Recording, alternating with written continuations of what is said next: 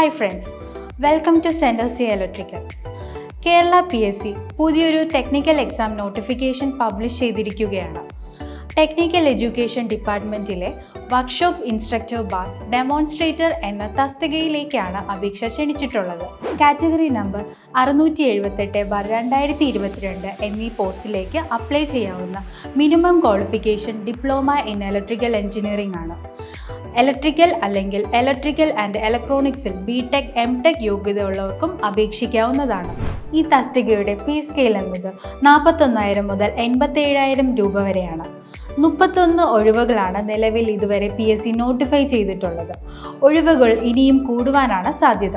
18 മുതൽ 36 വയസ്സ് വരെ ഉള്ളവർക്ക് ഈ ഒരു പോസ്റ്റിലേക്ക് അപേക്ഷിക്കാവുന്നതാണ്.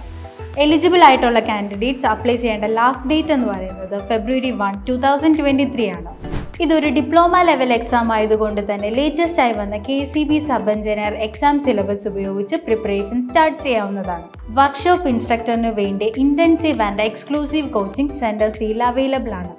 കോഴ്സുമായി ബന്ധപ്പെട്ട വിശദ വിവരങ്ങൾക്കായി ബന്ധപ്പെടുക 9497418877.